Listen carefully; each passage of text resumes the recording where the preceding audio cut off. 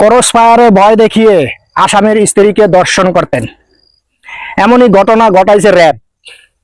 সাবেক স্বৈরাচার সরকারের আমলে যে র্যাব ছিল, এই র্যাবেরা এই কামগুলা করত। একজন আসামির স্ত্রীর একটা ঘটনা উঠে এসেছে, আল জাজিরা পর্যন্ত এটা নিয়ে প্রতিবেদন করেছে এবং বর্তমান উপদেষ্টা একজনের পোস্ট শেয়ার করেছে। ওখানে বলা আছে শবে বরাতের রোজা ভাঙিয়ে তারপরে দিয়া ওই আসামির স্ত্রীকে ধর্ষণ করেছেন।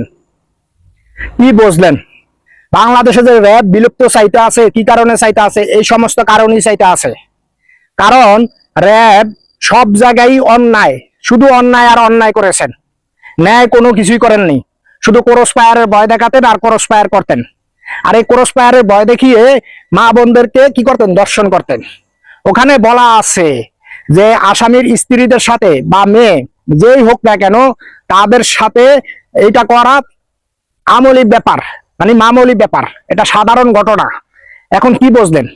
এখন কারো আপনাকে আমাকে যদি ধরে নিয়ে ক্রস ফায়ারে ভয় দেখি আপনার স্ত্রী আমার স্ত্রী বা অথবা আপনার বোন আমার বোনকে যদি ধর্ষণ করে, তাহলে এটা আপনার কি রকম লাগে বলেন?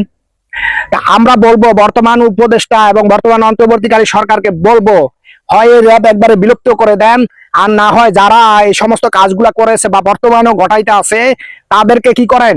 কঠিন শাস্তি দেন। আরে শাস্তি তো এমন দেওয়া দরকার, তাদেরকে পরে আর শর্ট প্যান্ট পরে তারপর তাদের সমস্ত শরীর বেলে দিয়া কেচ্চা লবণ দিয়ে বাইতুল মুকাররমের উত্তর গেটে টানে রাখা দরকার, আর কতক্ষণ পর পর পিটানো দরকার। কেন এখনো পর্যন্ত সেই র্যাব এখনো পর্যন্ত কেন কাজে বহাল আছে? আপনারা এই যে দেখতে পাইতে আছেন, এই যে আমি একটা দিয়েছি, দেখতে পাইতে আছেন যে এই র্যাব কর্মকর্তা এই কাজগুলা করতেন।